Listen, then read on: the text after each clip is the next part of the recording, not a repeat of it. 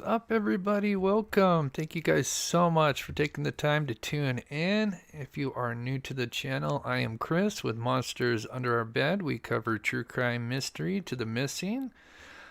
Today we're going to be covering the DeOrr Kunz Jr. case.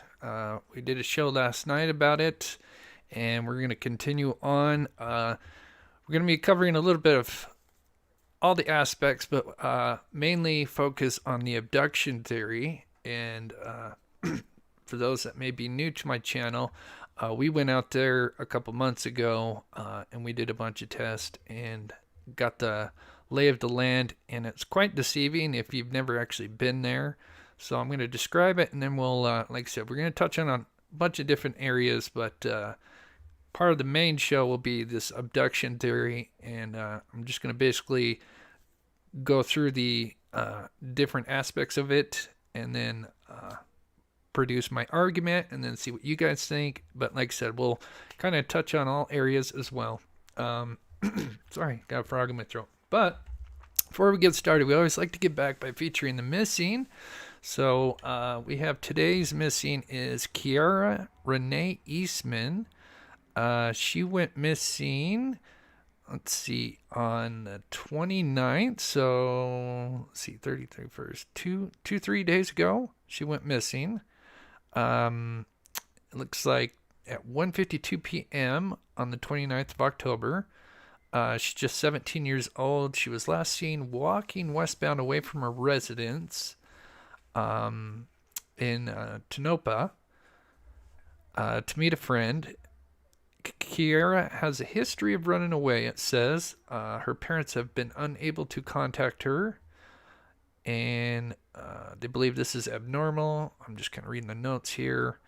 As far as her description, it says that she was last seen wearing a gray red hot chili pepper sweatshirt, good taste, some sweats, and white purple Nike shoes. She is 17 years old, 4'11", 130 pounds, black hair, blue eyes. So there's kind of a close-up. It's the only picture they have right now that I could find. Once again, this is Kiara Eastman, missing out of Phoenix, Arizona. If you have any information, you can call 602-876-1011. All right. And actually, I've got to update my intro. I'm working on it right now. But for those that saw the intro, it shows that I've featured over 1,000 missing people. That needs to be changed. Well, actually, that is technically true, but we have now officially featured well over 2,000 missing people on this channel for over the 2 years that we've been on this channel. So excited to hit that milestone. And we try to do as much as we can to give back to the missing. So, all right.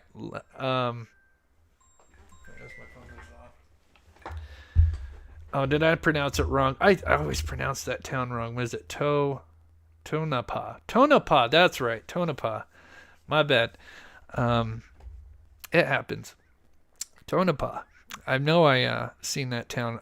A lot of people go missing in Arizona. It's kind of scary. Anyway, let's get going here. Let's see, where is it? So as always, just for anybody that's new to the case, we'll do kind of just a brief timeline. It seems like most of you guys know this case, but we'll just touch on just recapping the players involved to get everybody caught up on the same page, and then we'll go into the abduction theory. And I've got a bunch of screenshots from stuff that we took, and also some overlay maps, and we'll go into the abduction theory, and then we'll move on. I also have an interview with the mother where she explains literally basically step by step what happened in her version. It's very interesting, and so excited to go over that. I see everybody in here. Welcome, and I'll get to chat here in just a minute. So anyone that's new to this case, these are the players. Oops, let me move this over so you can see all of the players. Here we go. So from left to right, we've got Isaac here, Isaac Renoir. He was friends with Bob, the grandfather, great grandfather to baby DeOrr, but grandfather to Jessica. He is no longer with us. I forget. Let me know in chat what year he passed away. I don't know. Was it 2016? I believe. In the middle, we have baby DeOrr Kunz Jr. He was 2 year old when he went missing, 2.5. Then we have the mother Jessica Mitchell, and then we have father.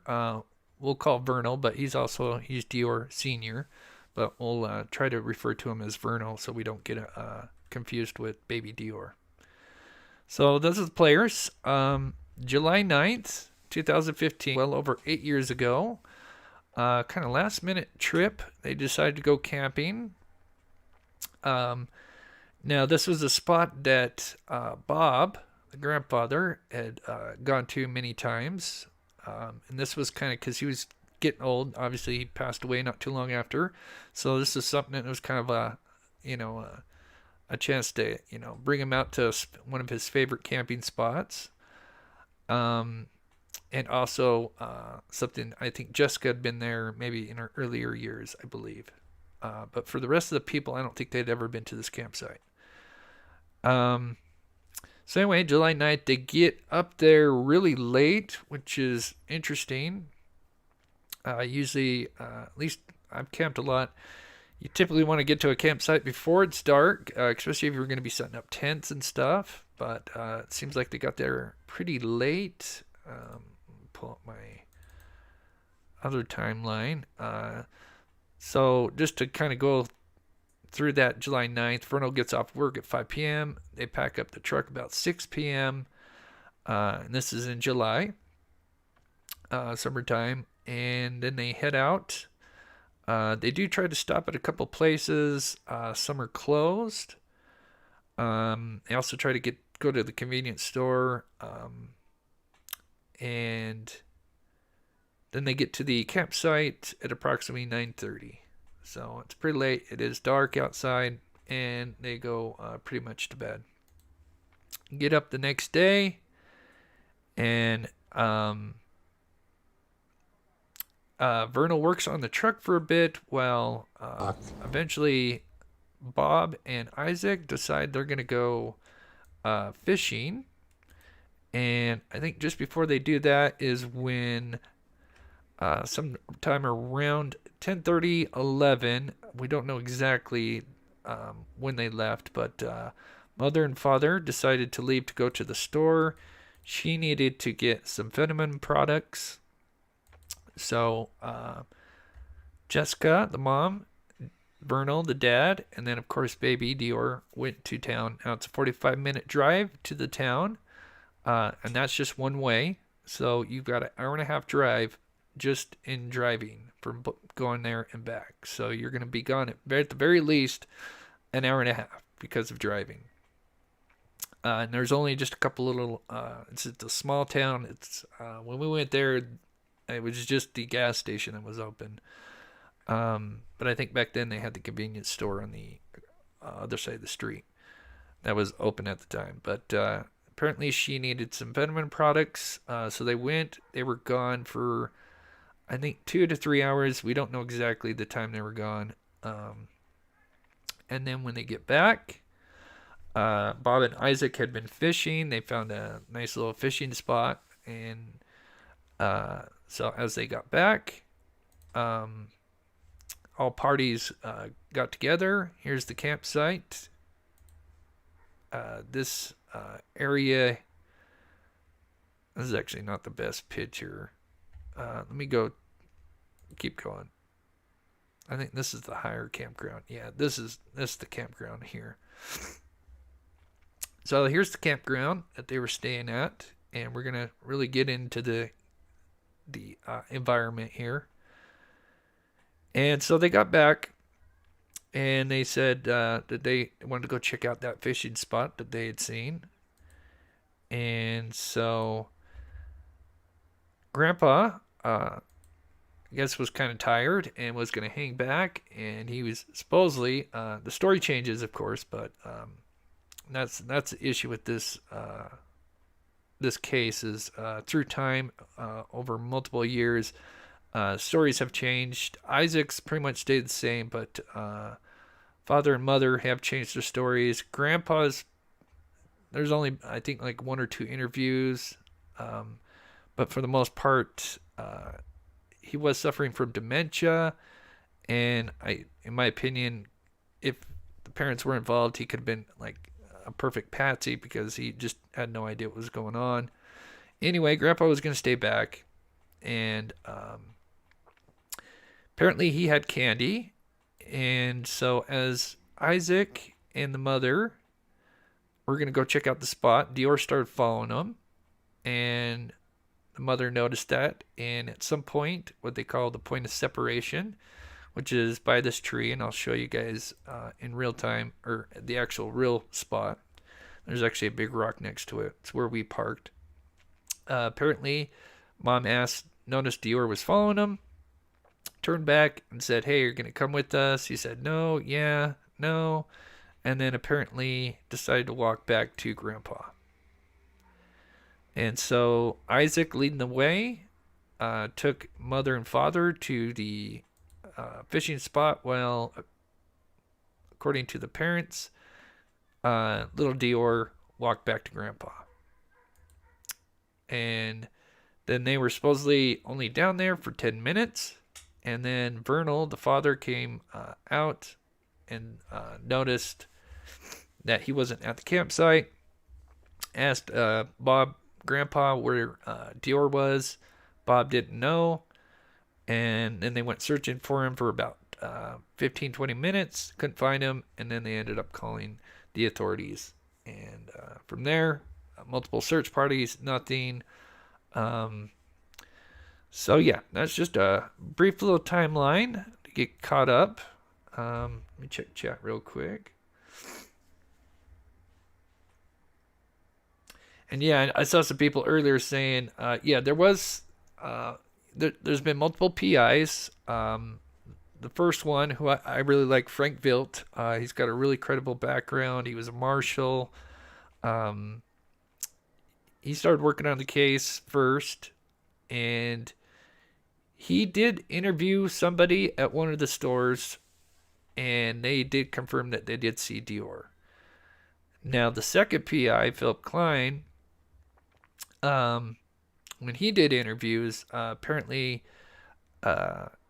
they said no. So it could be a case where maybe one of the witnesses might have forgotten or didn't understand the question. We don't know. So there's kind of a conflict with that. Isaac, who is supposedly kind of been consistent with the story, says that DeOrr was there, and we'll play some video a little bit later where he talks about how he saw DeOrr, I think early that morning or the night that they got there. He was playing with the fire, the campfire, throwing things in it, and the father was getting after him. So, and the way he tells that story, it doesn't sound made up. So let's let me pull up my thing here.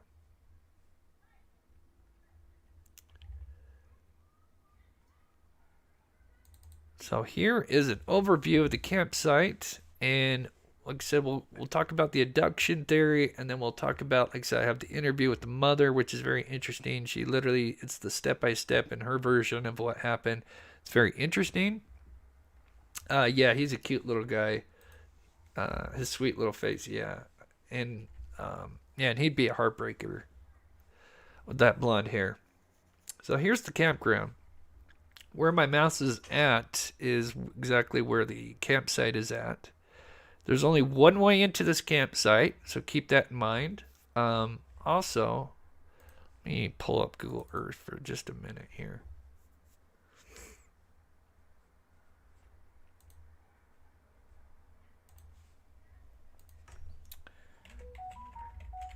Oh. While I'm doing this, if you haven't already, please hit that like button. It really helps me out with the algorithm. Whoa. Get there.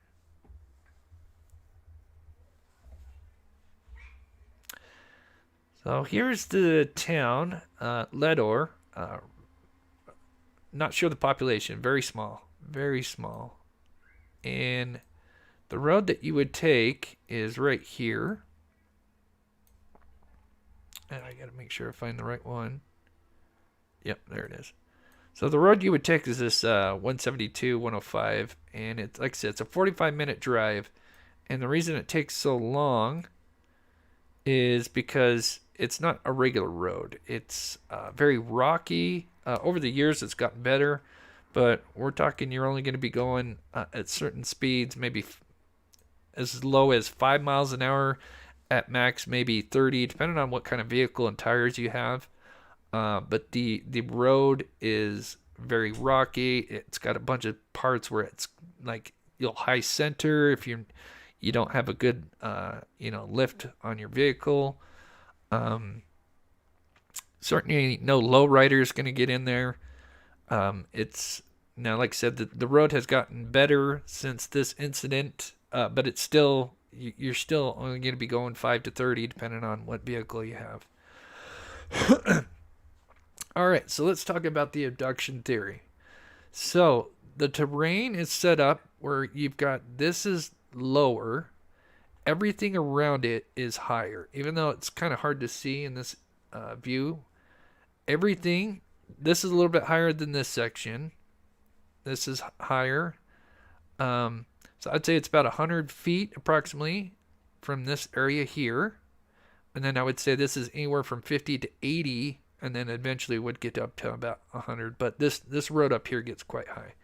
But one road in, and it forks off. So let's just talk about abduction theory for a minute and break this down.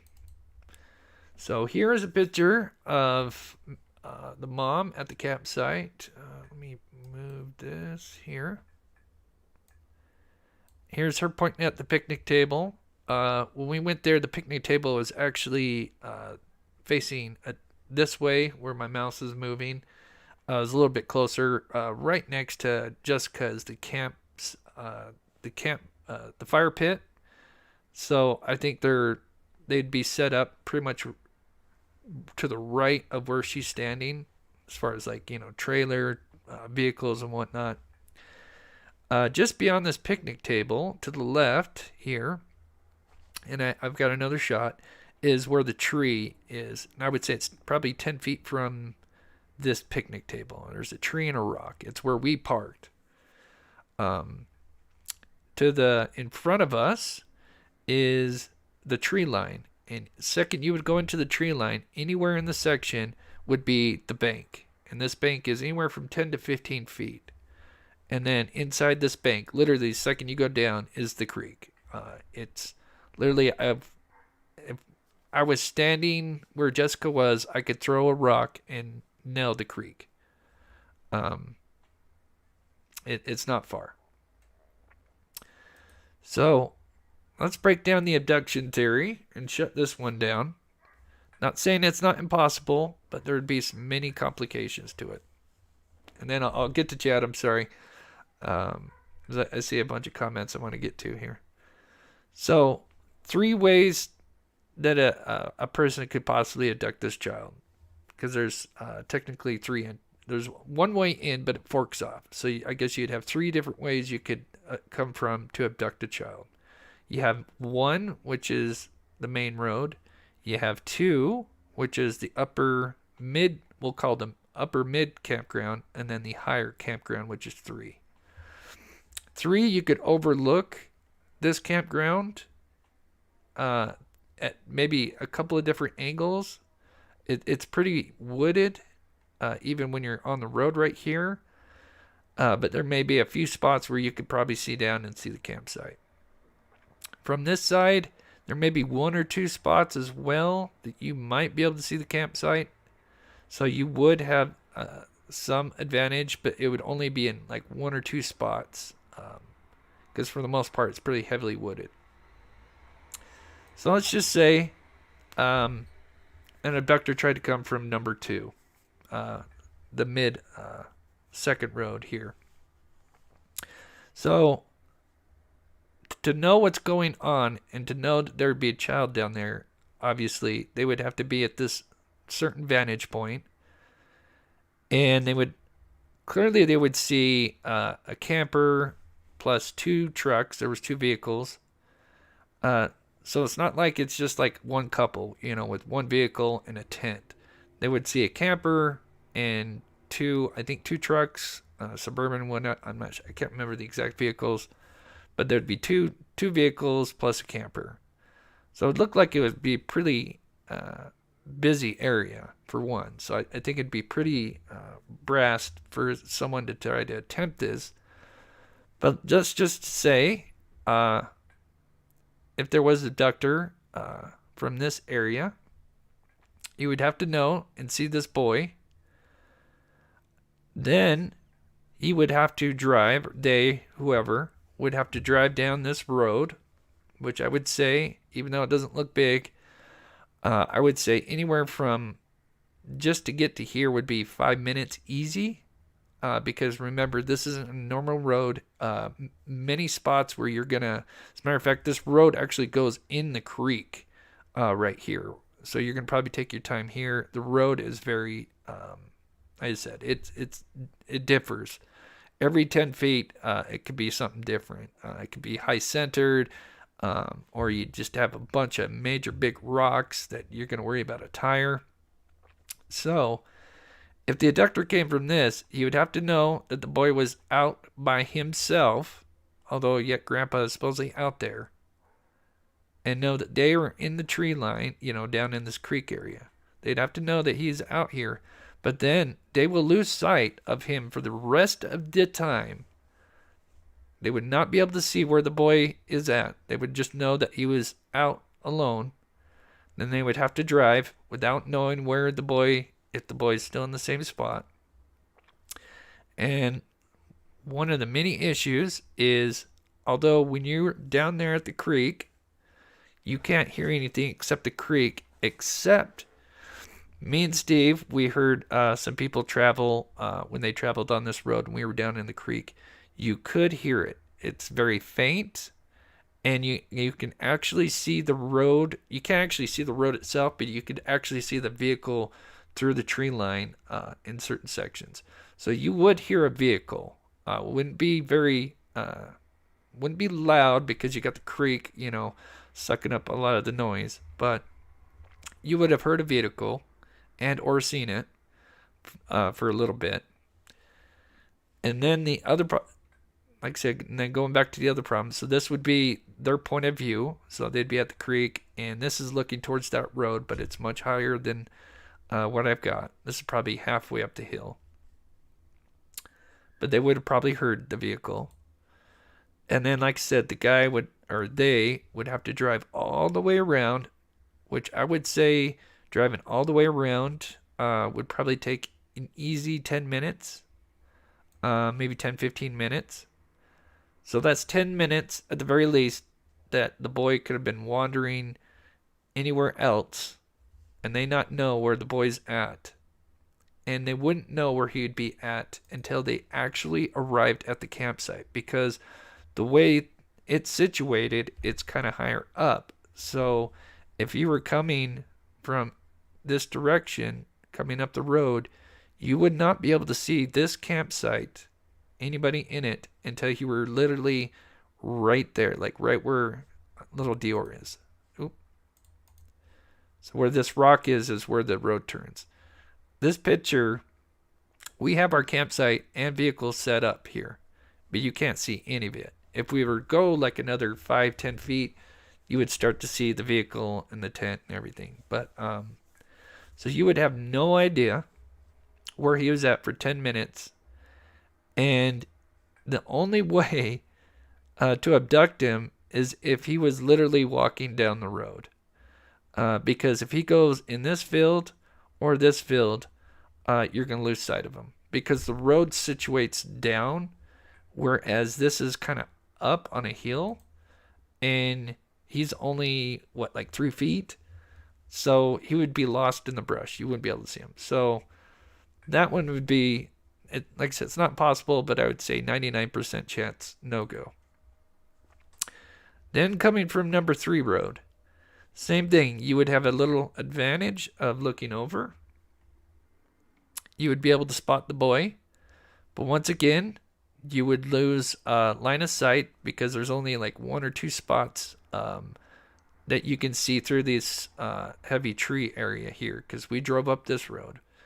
There's only one or two spots that you could see this area here. So once again, same thing. They would have to see the boy and know that he's alone.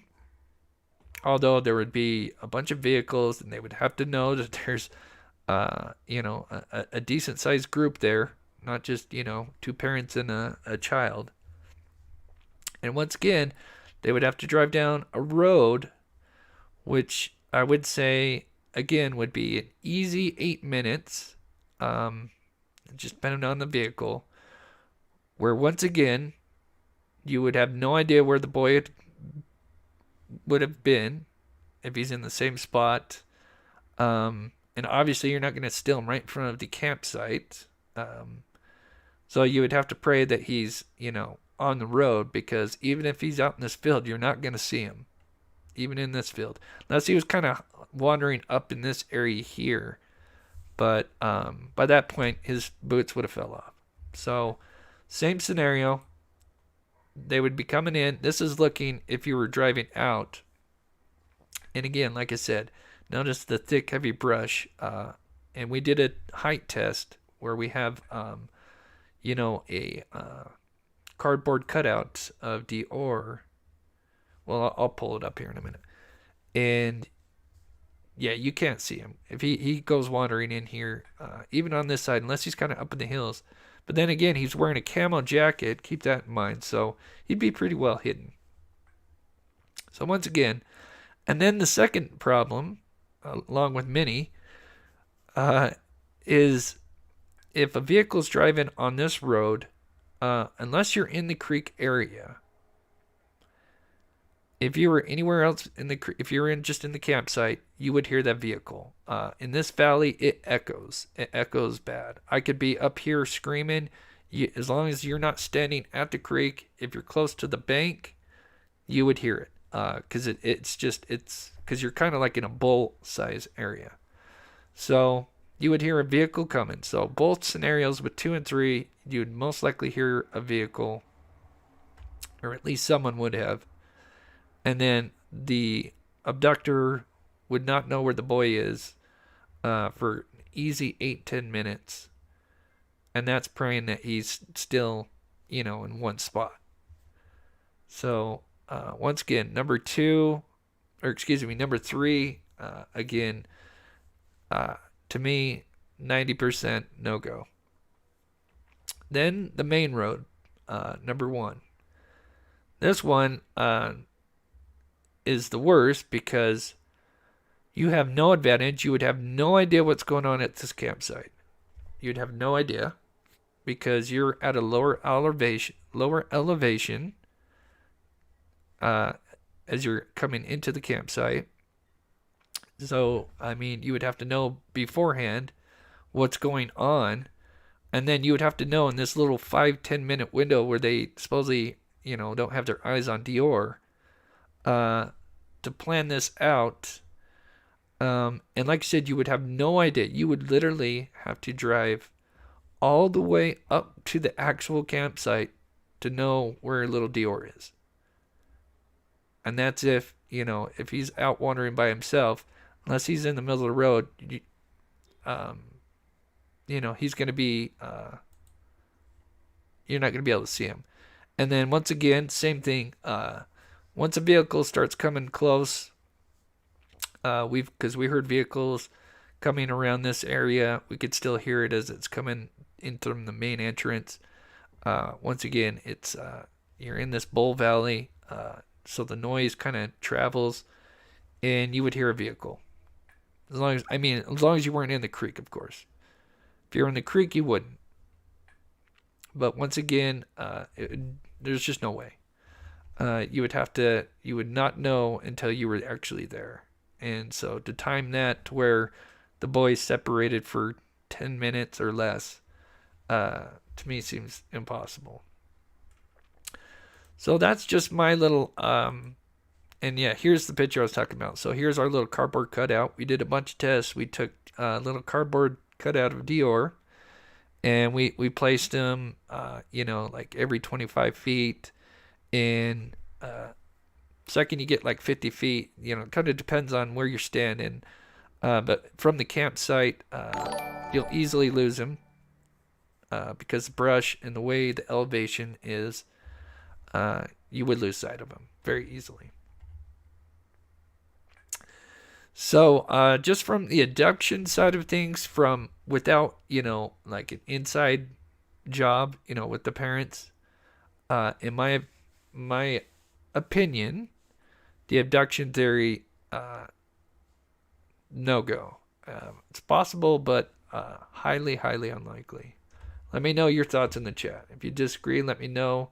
But like I said, this campsite is very interesting.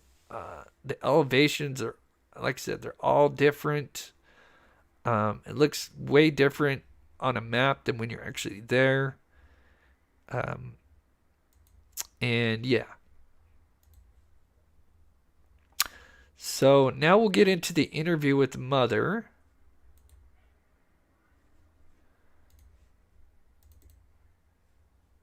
Let me get this real quick.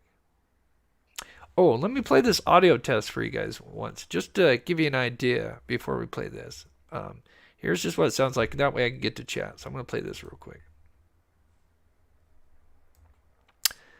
So I wanted to do this with my my expensive Yeti mic because it picks up everything. Whereas using my phone or just a video recorder, even though I guess I could attach like a boom mic to it, the Yeti mic's going to pick up everything. So what I did is we got a generator and we set it up at camp. And then to mimic a vehicle, because the generator's quite loud. And then I walk to the creek and you'll notice how quickly the creek absorbs the sound of the generator. Oops, I guess I should have the volume on. At the top of the hill. Oh, let me go back.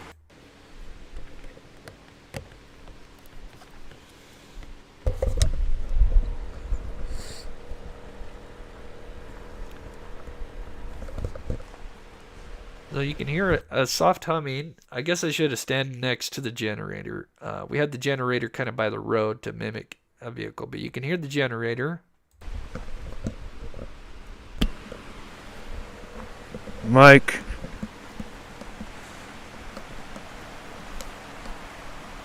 And I'm not even down the hill yet, and it's already getting absorbed by the creek. I'm like approaching the bank. So I'm about probably right at the edge of the bank, and already the creek is already starting to absorb the sound of the vehicle. At the top of the hill.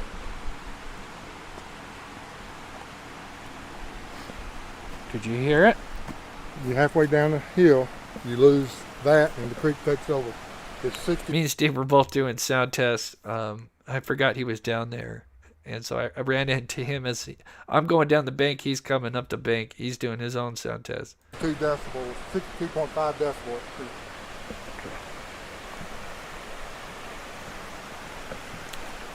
Halfway downhill. So I'm halfway down the bank. Here's the creek.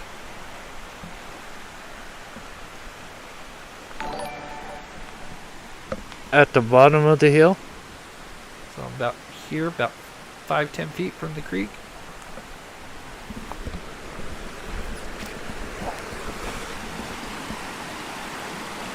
And now standing next to creek. And I don't even know if that even does it the proper justice. And that's with a very expensive mic.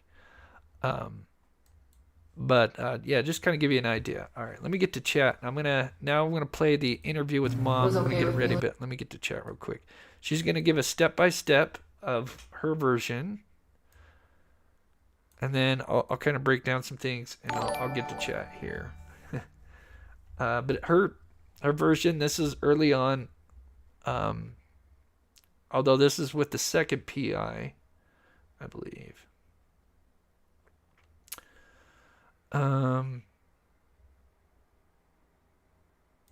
Yes, that's yeah. They actually, many of them mentioned that they had seen people. It's a popular campsite. We were hoping to go there when nobody was going to be out there, especially because we were out there kind of went Sunday, Monday, Tuesday. We were hoping that because it was the weekday that no one would be up the reservoir, so that way we could scan the water. But unfortunately, that fell through, along with many other things that our batteries got fried. Just everything that could go wrong went wrong at the. We were so bummed. But yeah, there was definitely other people out there. That's why I wanted to talk about the abduction theory. Thank you, Chris. These are good insight. Thank you so much, Christine from 303. Thank you so much for your support in the 2 months. That's so awesome. Wouldn't be able to do this stuff without people like you guys. So thank you so much. Gail Hurd, thank you so much for the $20. It really helps. It was a tough last month, so I really appreciate it. And Michelle Watson, thank you so much for the $14.99. You are so awesome. Alan says, I lived in Lewiston, had family in Ashton, Blackfoot, Idaho, and Montana. Ooh, never been to Montana. Yeah, it's lovely out there. Definitely, just from a camping aspect, it was beautiful. But thank you guys that donated. I really appreciate it. Okay, so here is Mother's interview. I'm going to play it while I still kind of look at chat here. Leaving little man. I remember seeing my grandpa sit. Okay, because that's very important. She jumps right into it. Now, give you a little context. So, she has her eyes closed. He asked her to close her eyes, to have her close her eyes. So, if you're wondering, well, she's not even looking at him. He asked her to close her eyes. So, that's why she's doing that.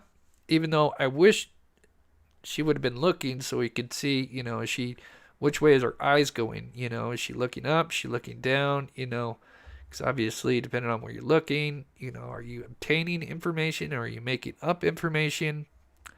But she goes right into it.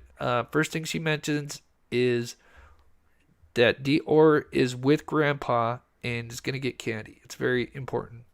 Was okay with me leaving little man. I remember seeing my grandpa sit in his chair at the fire pit. Little man standing in front of him. And my grandpa's got his bag of candy in his hand. And I remember asking my grandpa, are you sure you're okay with him? And he said, yeah, he's fine. He wants candy. And I said okay, and I turned around and walked up with DeOrr and Isaac. Did you ever look back as you were walking up the hill? Yeah, a few steps later, DeOrr and I turned around because little man was following us. DeOrr asked him, do you want to go with us or do you want to stay with Grandpa Bob?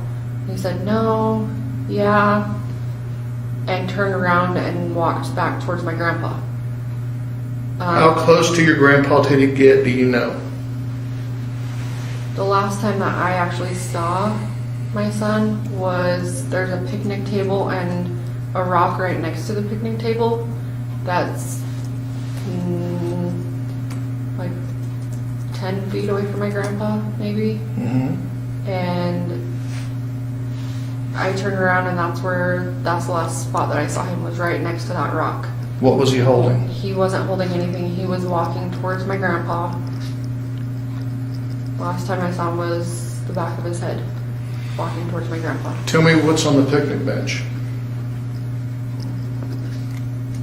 There's the radio, some paper plates, paper towels. So, that's a good question. Sorry, not to jump around, and then we'll get to what she just said here.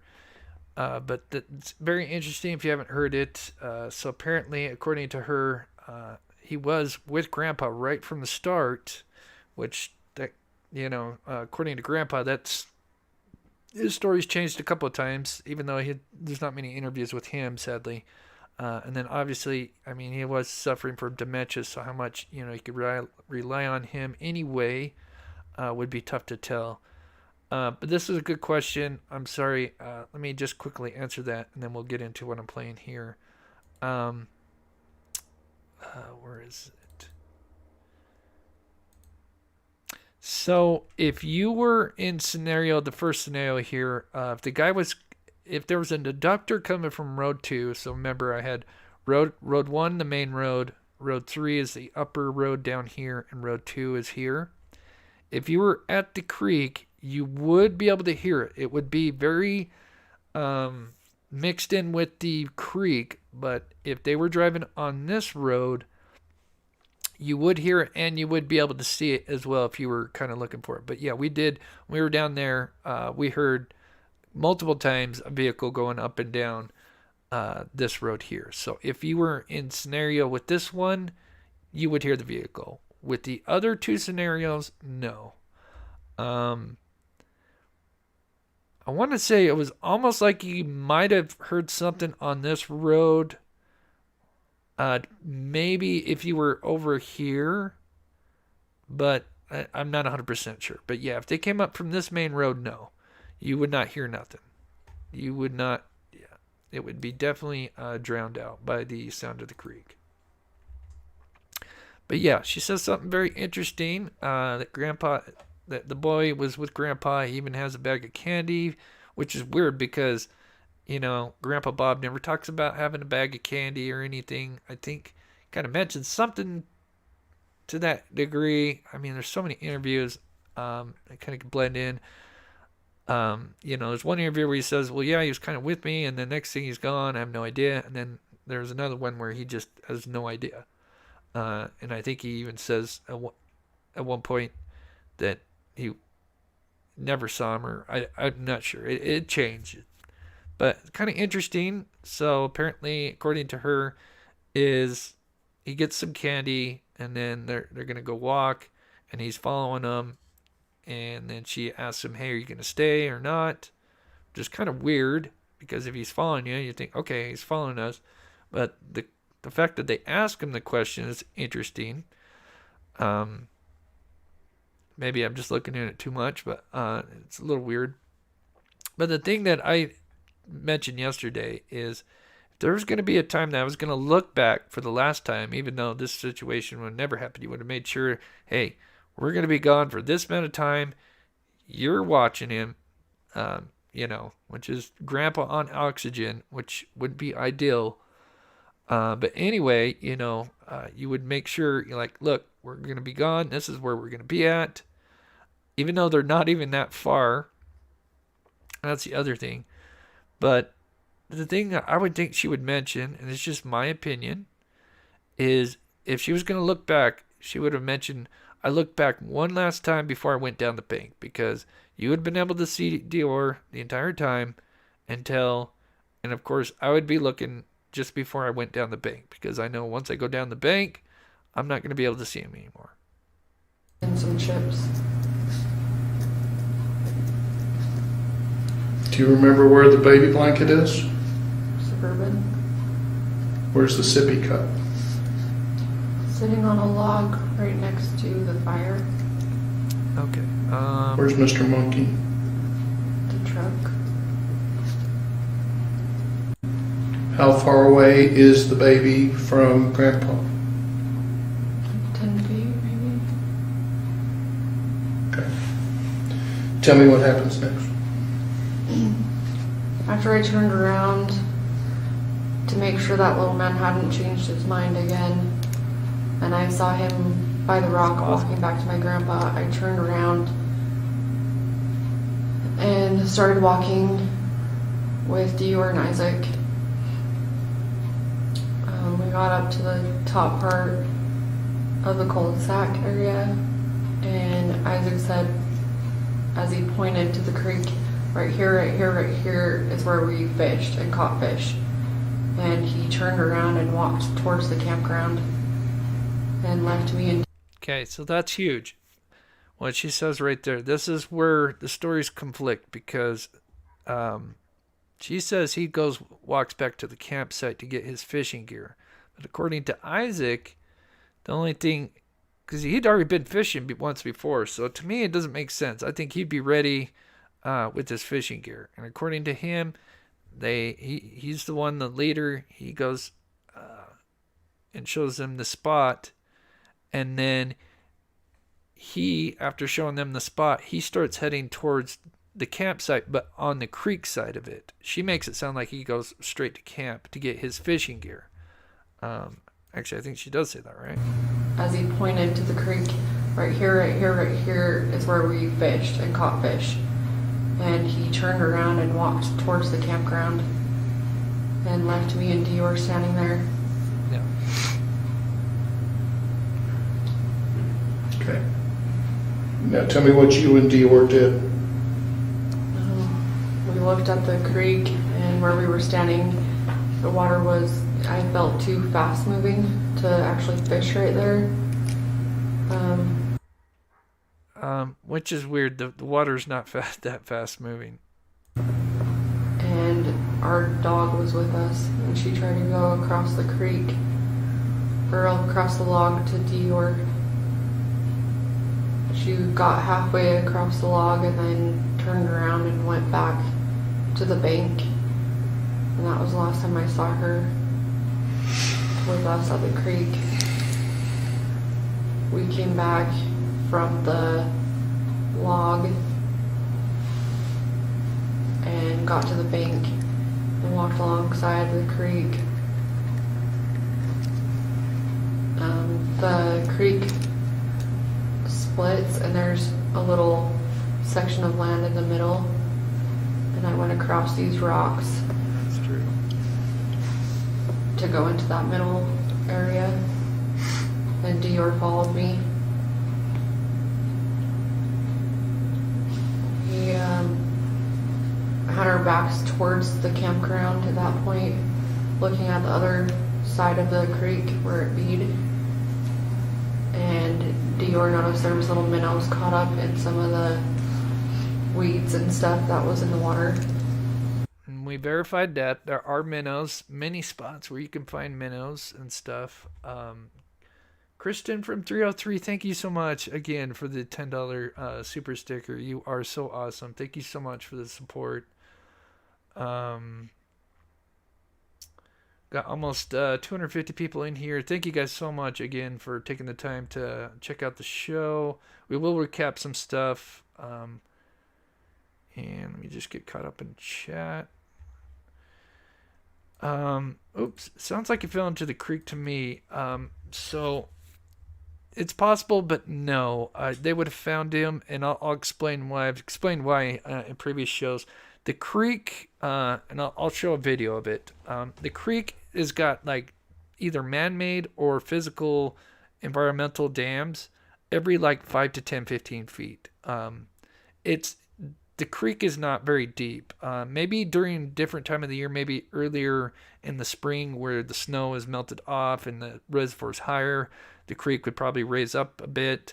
But at that time of the year, it's midsummer, late summer when we went. We went in August this is July. The creek is, we tested it. We put a pole in it. It's approximately, on average, anywhere from a foot to a foot and a half. It's not very deep. It's not very fast. I've seen some very fast moving creeks. This is pretty average. And anything that was floating in it would get stopped within 10, 15 feet. Anywhere you threw it in. We tested it all up and down the creek. He made a comment that little man would But like yeah, to you see. would think, because it does happen. He would think it was cool. It He'd definitely like to does see happen. him. And he turned around.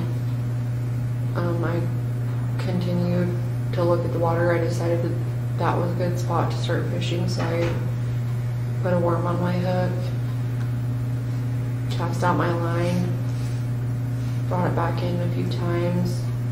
I turned around to see where DeOrr had gone because I could hear his voice in the distance. And see, that's where I have a problem with that. And she mentions this a couple of times. She's standing at the creek and she supposedly can hear what's going on at the campsite. And me and Steve both agree on, I think, but I'll just speak for myself. Yeah, it's getting absorbed. I mean, if they're screaming bloody murder, probably, but you're not going to hear anything. The creek it's loud, especially in the area she's talking about where it's got like two creeks at V's.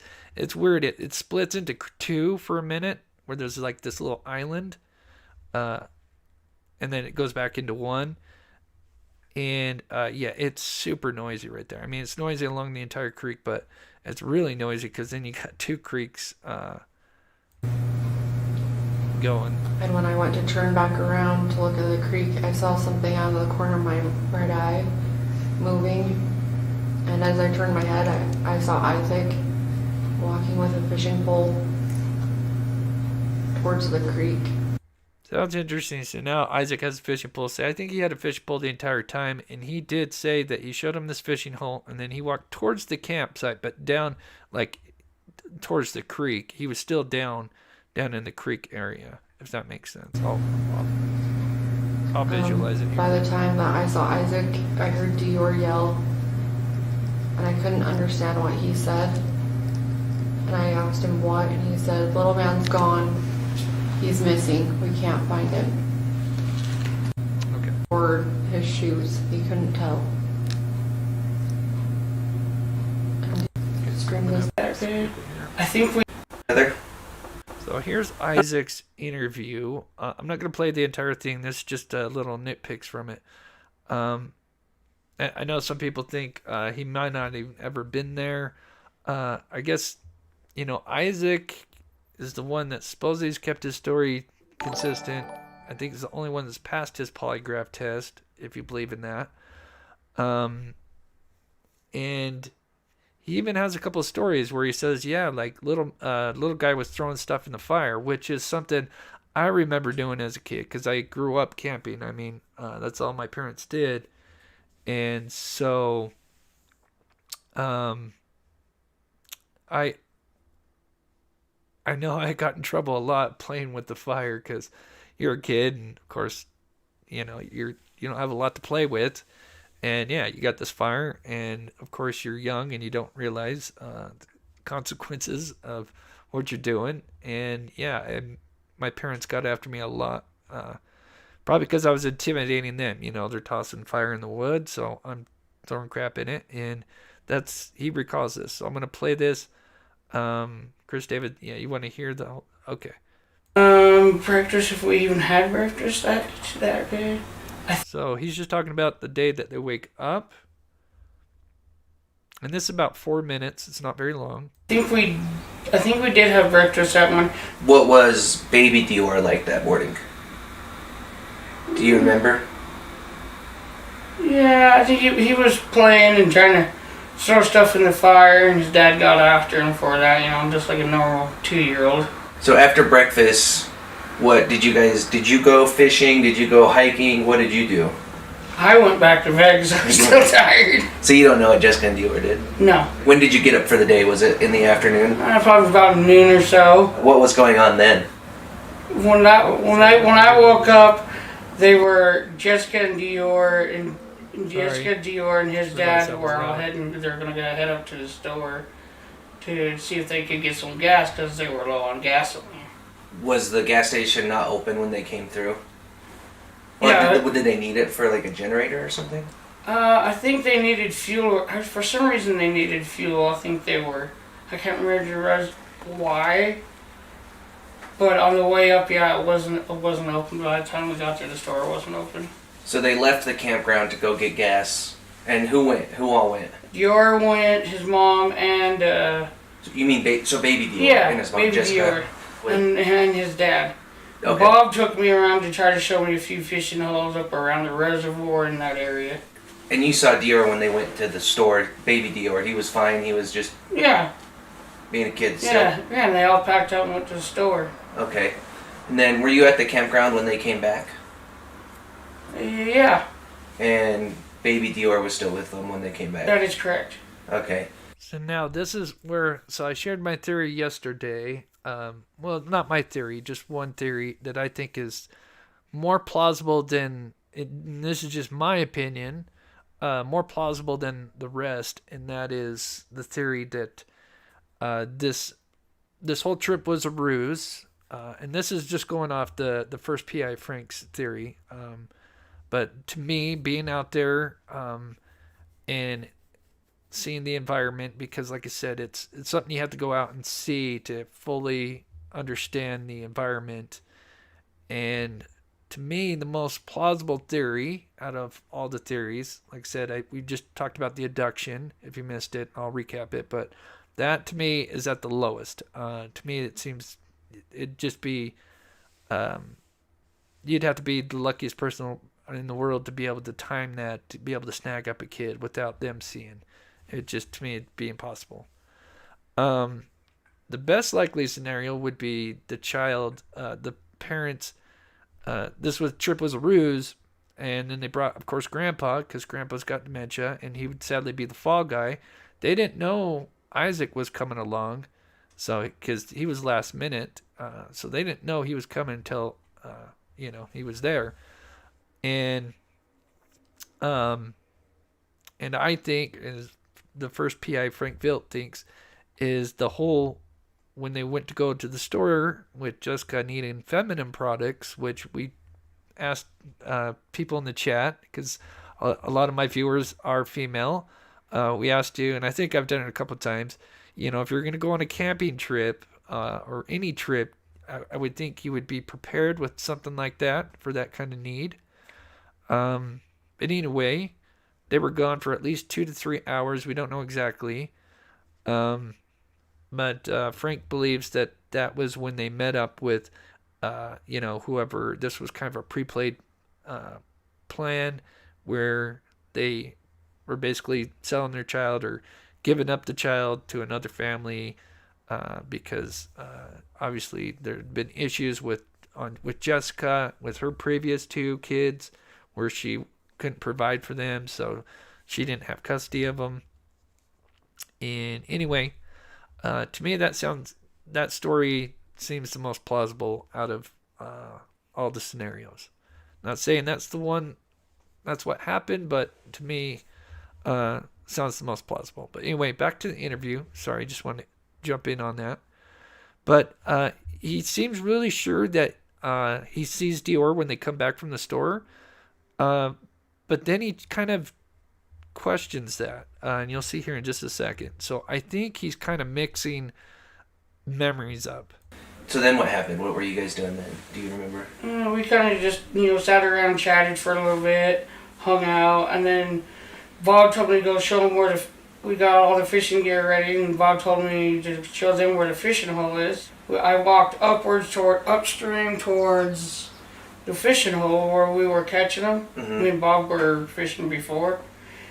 And I showed him where it was and everything. How long do you think you were up there with, when you were showing Jessica and DeOrr, how long were you up there with them?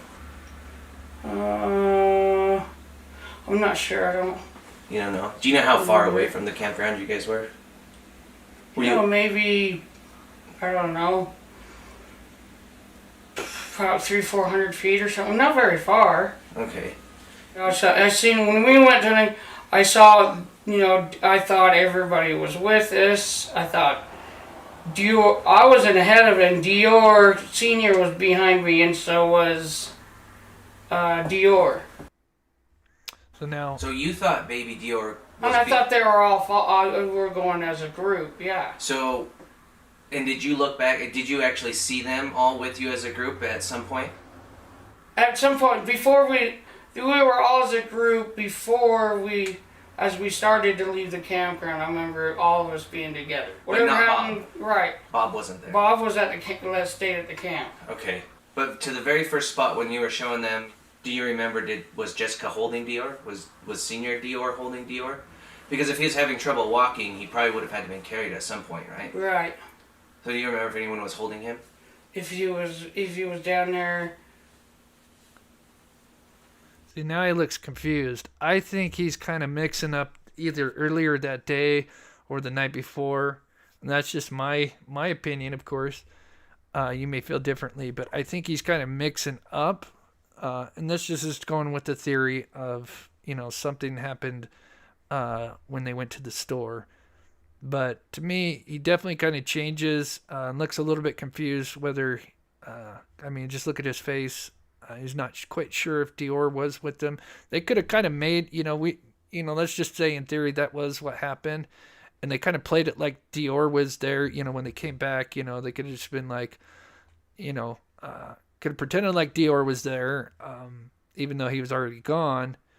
And that just kind of played into his mind and he just didn't realize. And maybe they mentioned DeOrr and stuff. But anyway, because either way, they're going to be leaving to go to this, creek. And then that's when he supposedly disappears anyway. So I think maybe it's quite possible he might have been mixing memories and thinking he was there when they came back from the store. But in reality, he was already gone. Like I said, I don't I can't answer that. I don't, That's like I said, I don't okay. remember everything. As far as I know. Oh, it's not, Amy, I'm in the minority here as I don't feel the parents had anything to do with it. It's just looking at all the different scenarios, and I'm going to do a show and break down the different ones. Like today was really breaking down the abduction, and I'll recap that as well if you missed it. There's kind of three main scenarios: abduction, something with the parents, inside job, either accident, or he ran off, or animal attack. And I don't think out of the three, parents is the highest plausibility in I my thought opinion. baby DeOrr was still behind us, and I was showing Jessica. Like when I went to go show them the fishing hole, like I went down there and showed Jessica where the fishing hole is, and I assumed that DeOrr and his dad were right behind me. Okay. Or just behind us. They was taking them a little bit to catch up. Mm-hmm. And at what point did you and DeOrr Sr. and Jessica split up? They went somewhere else and you went somewhere, you said earlier, right? You came down the creek closer to the campground and left them up there? Yeah. And I so did. I don't know, it was like 5-10 minutes. I showed them, it must have been 5-10 minutes. Okay. After I did that, I started to walk. I walked towards camp, and I went to another fishing hole to fish. And I was down there fishing for a while, and that's when I noticed Bob was up there on the ridge walking, pacing. So let me explain what he says, because this kind of contradicts what Mama says. And this is where, and like I said, I could go through a lot of these interviews, and this is just breaking down, and this is obviously all just my opinion. We welcome all opinions, just kind of going off from since we were out there. Let's see, what would be the best? Yeah, let me play this one here. I met him because his dad. Okay, so that's lovely Frankfield there.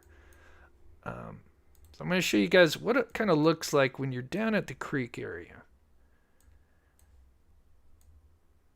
And I kind of walk along the creek line here. Actually, let me pull up this map real quick and just give you an overview of what I'm talking about, and then we'll dip into it. Okay.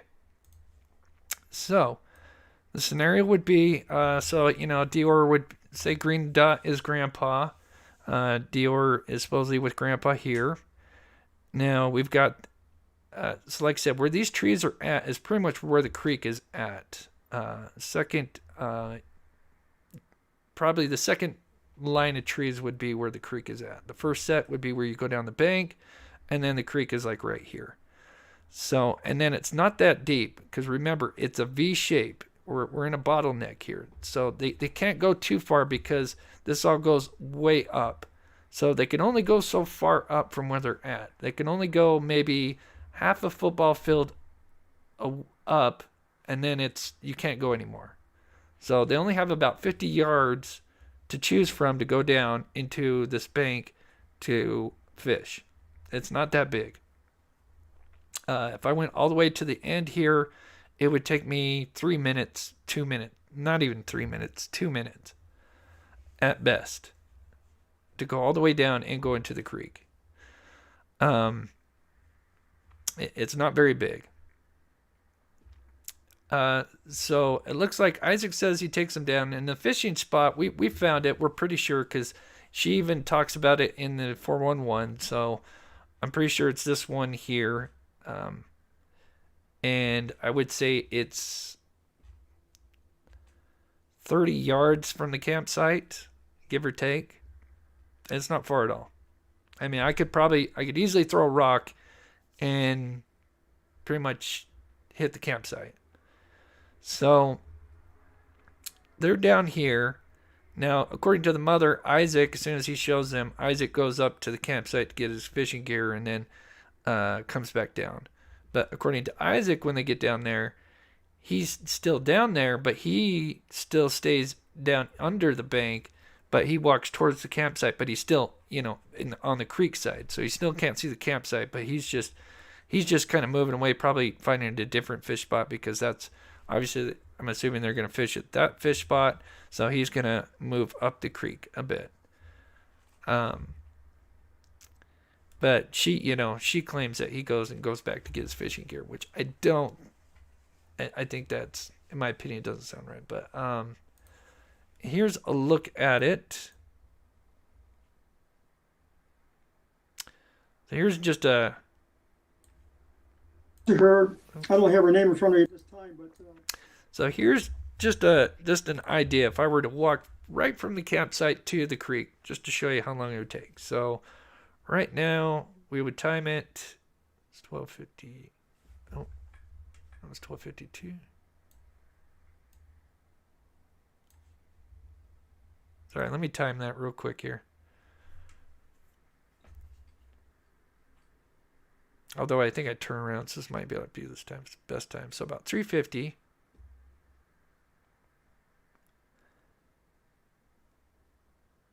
Takes me about 7 seconds to walk to the ridge, just from the little campsite area here.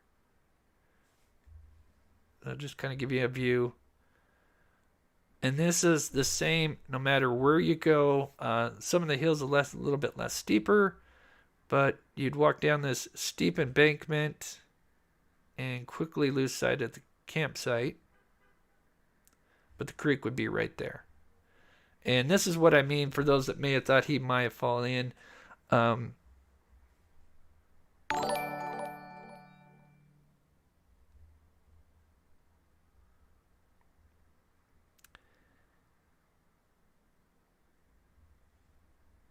And this is what you experience. Either man-made or nature itself.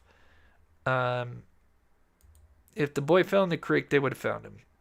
It's just like that throughout the creek we tested a football field, maybe 2 football fields. It's all the same. And here's us doing the raft test for those that missed it.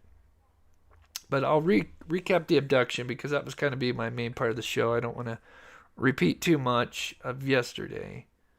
But I do have a couple more things to show.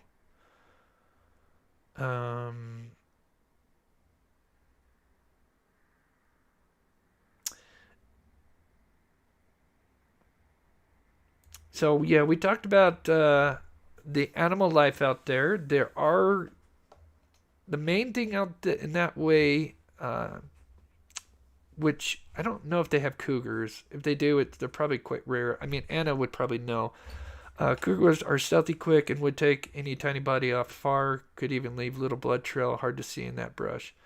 Keep in mind, this is 2 o'clock in the middle of the day. I doubt a cougar is going to come out in the middle with a bunch of people. You're not wrong. It's definitely plausible. But they have coyotes. They do have bears, but they're very limited in that area.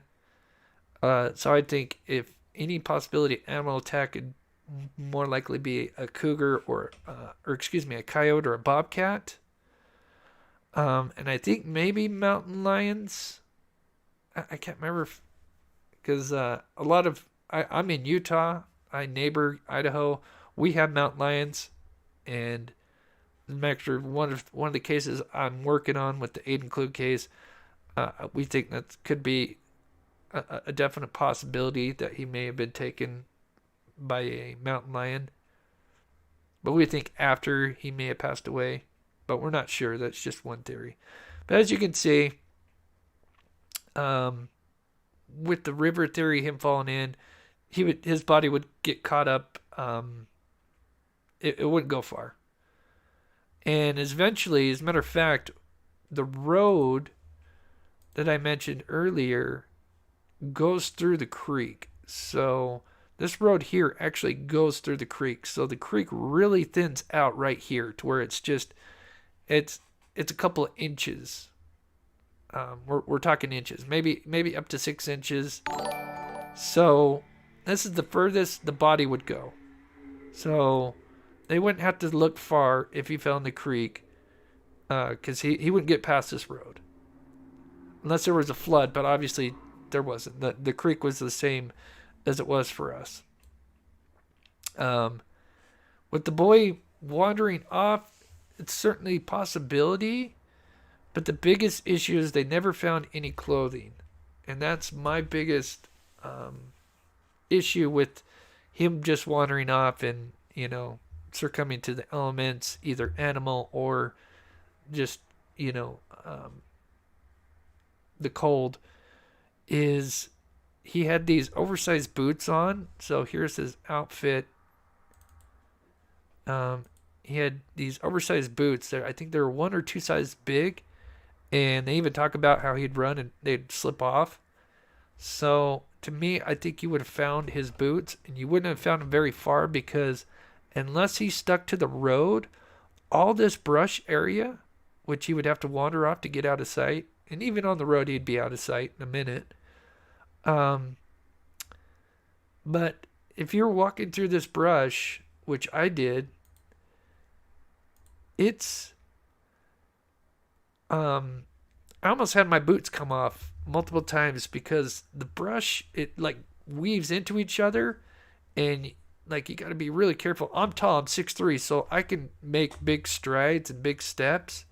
I can step over this 2.5 brush, where this kid's going to be shuffling and he's going to get caught in it.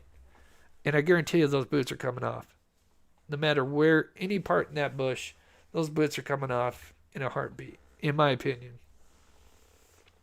So that's the issue with him wandering off. In any case, wonder where his body is. It's a great question. It's the $1 million question.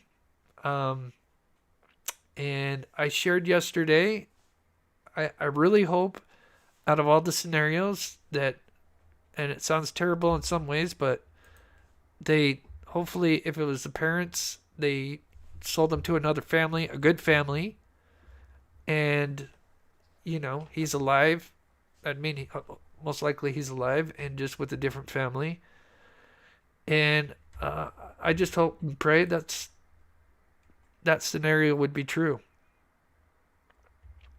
because that means he would be alive. Amy, thank you so much. And thank you, June. I'm sorry. Thank you, June, for the support. And Amy, thank you so much for the $4.99 super sticker. You are so awesome. Oops. My chat just skipped all the way down to the bottom. Good to see you, Christina. Hope you're doing well. Do they have cougars out there? And I can't remember. Yeah, I mean, yeah, they all kind of blend in together, but they're, yeah. I think they're about the same thing. Cougars are kind of, I think, the same thing. Cougars are, that's the one I wanted to read. Cougars are stealthy. They watch from a distance. You can walk right up to them. They run. Dog in a camp wouldn't be legitimate prey. would have been taken before the child.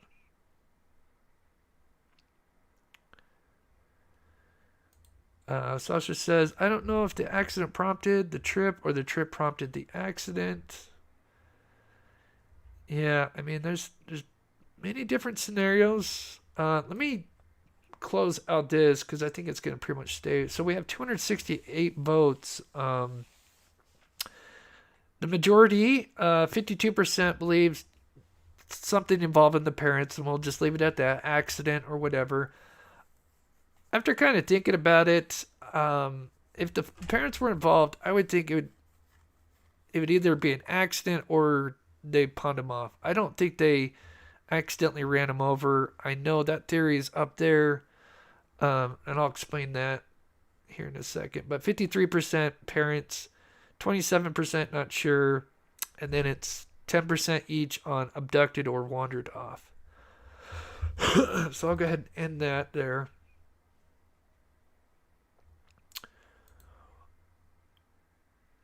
Why mention the rock next to the picnic table? Did she mention to the picnic table or next to the tree? I think she mentioned it next to the tree. Although, keep in mind, when our picnic table, when we went, had moved, but the tree she's talking about, so the point of separation, let's see, I know I have it, I don't know if it's on this video or not.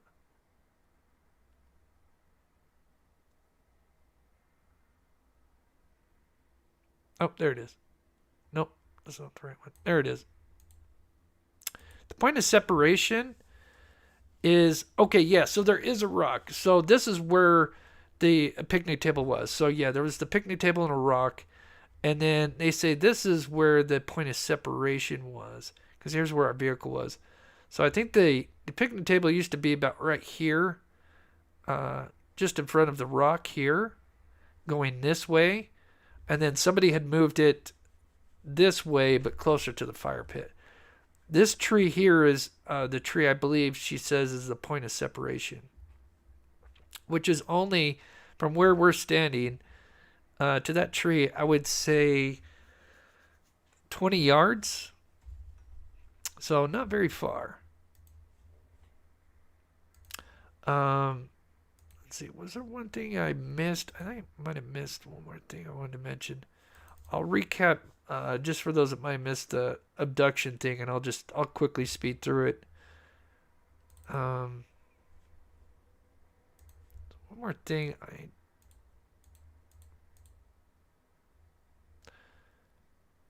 the other thing I just wanted to show that Renwan says, I don't know. And I said, Bob, he's not in the camper. Okay. What do you think happened to baby DeOrr? I have no idea. Maybe it was an accident or something. I don't know. Do you think he's still alive? I don't have a comment on that. Do you think Jessica had anything to do with his disappearance? Ooh, I'm not going to comment on that either. Why? That is interesting. The way he reacts to that question. Now you could just say, oh yeah, he doesn't want to get in trouble by making any comment because it could be flipped on him no matter what he says. But just his reaction to that, not even him being able to answer that by just a simple no, is kind of interesting.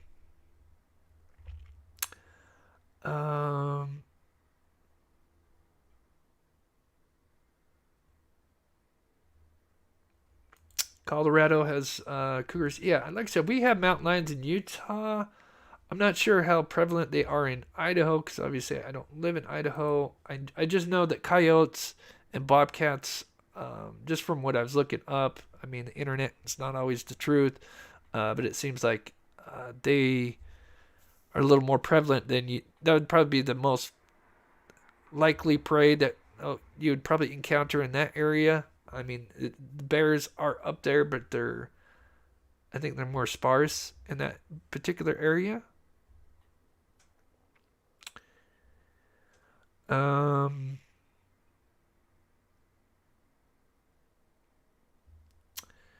Yeah, I got the, oh, yeah, like I said, that to me, that raised some red flags, the way he's like, whoa, no, don't go there, lady.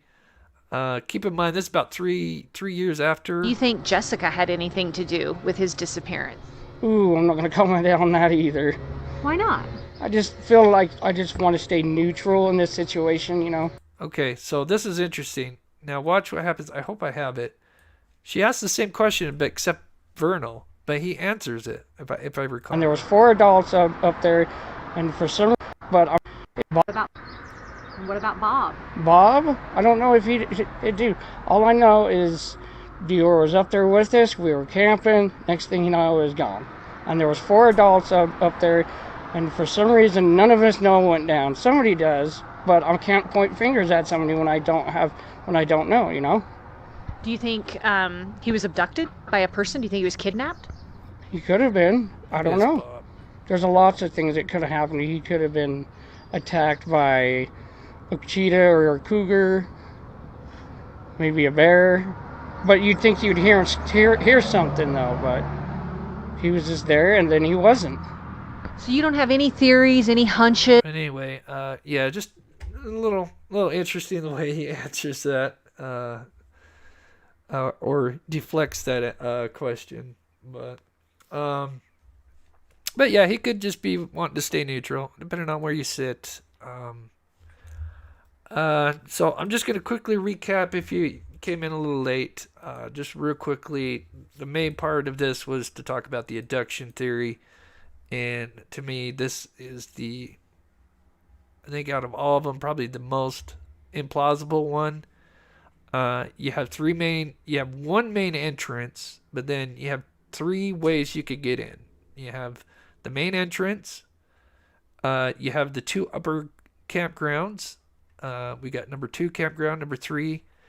They would have, these upper ones would have some line of sight of the campground, but only in a couple of spots. And just to quickly go through it. So to be able to pull this off, the abductor would have to know that this boy was alone, even though they would see 2 vehicles and a camper, and at least 1 tent. I don't know if there was 2 tents or what exactly the setup was, but it would look quite active, like there's at least a decent sized group, not just 2 parents and a kid, with the vehicles and camper. So you would have to assume that there's a decent sized group, but you would have to know that he was alone for this little 10-minute window.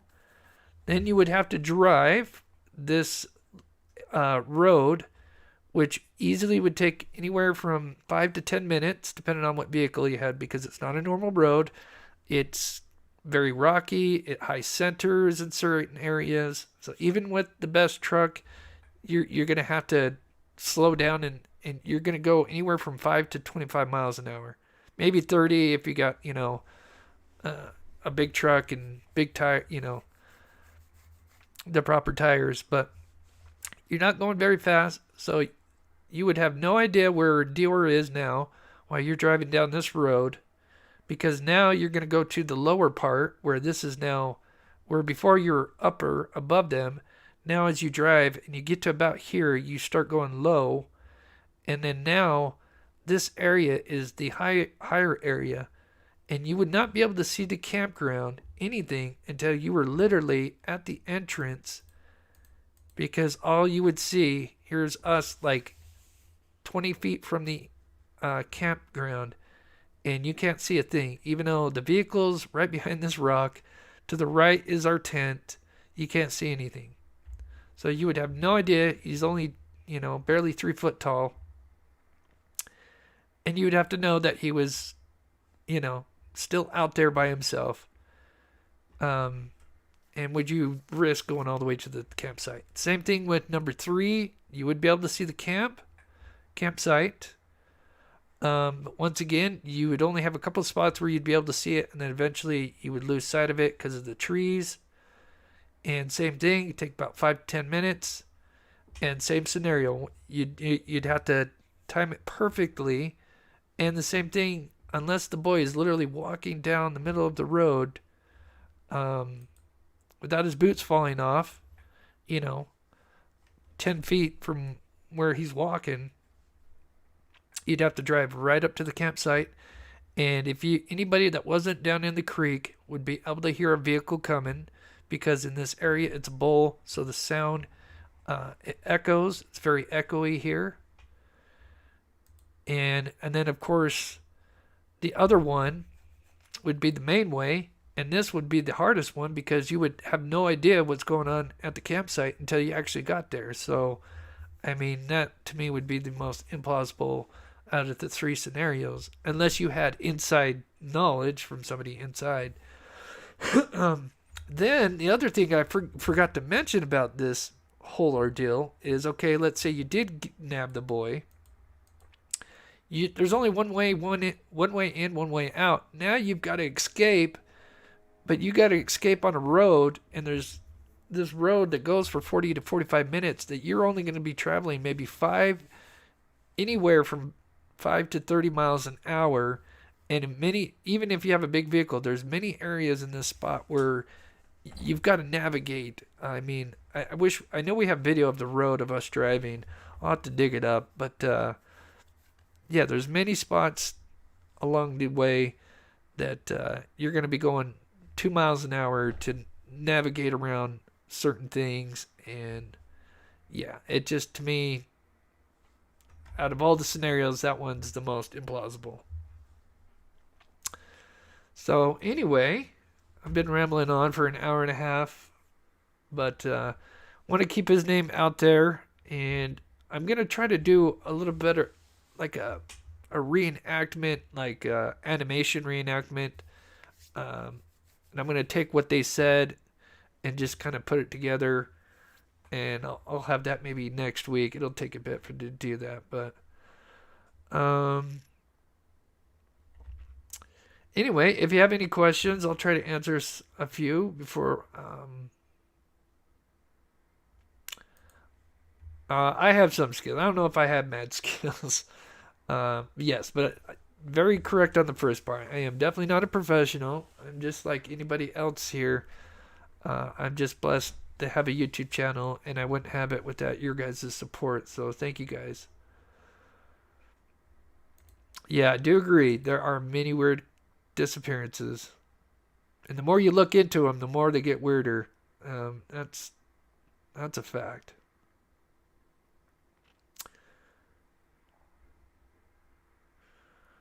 Darn,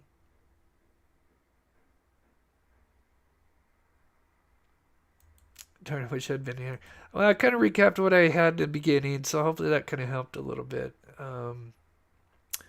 But if you haven't seen the video from yesterday, I would check it out. We play Frank Vilt's interview. He was the first PI. I have a lot of respect for Frank. He's retired now. I don't know if he may still be a PI. I'm not sure. But the whole reason he got into the jobs that he did was because his kids, when they were 3 and 4, I think, or something like that, I don't know if they were both daughters. I know one was a daughter. Literally were kidnapped and taken to Mexico, and law enforcement couldn't have them out because they were in Mexico. He found them and recovered them. It's an amazing story. I'll have to cover it one of these times. I had no idea. I'd learned this just a few days ago, but so that's the whole reason he got into helping families with missing kids. It's really such a amazing story. Gil, that's such a great comment. Common sense says parents, and I wouldn't say common sense, but you could say common sense out of the knowledge and stuff. But you make a great point, is when it comes to domestic situations, I'll just leave it at that. The most likely scenario is that it's going to happen to somebody that's closest to you. So your husband, wife, father, mother. Then it works to brother, sister, cousin, uncle, and then it's the stepsister, and then it works out. That's the most likely scenario, is the person closest to you, and then the statistics get less and less as they go out. So, I mean, and it's a sad, but that is the sad statistic that we have. Thank you, Chris. Glad to be able to catch the last few lives. Oh, you're welcome, Davis. Like I said, I always try to have the captions on for anybody that's hard of hearing. I have a little bit of loss of hearing. But I really appreciate that. Anyway, there's always other ways to support this channel by becoming a Patreon or a member. I have a video coming out maybe tomorrow, hopefully, for my Patreons and my member. I'm going to do something different. It'll be kind of a surprise. And also, I'll have the bloopers coming probably next week because I still need to get some more footage. So, with that, let me just make sure I didn't miss anything.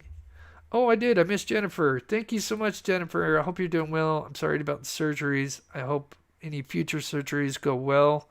Thank you so much for the $1. And pray for a fast recovery. Those are never fun. I've had a couple of hand surgeries myself. It stinks.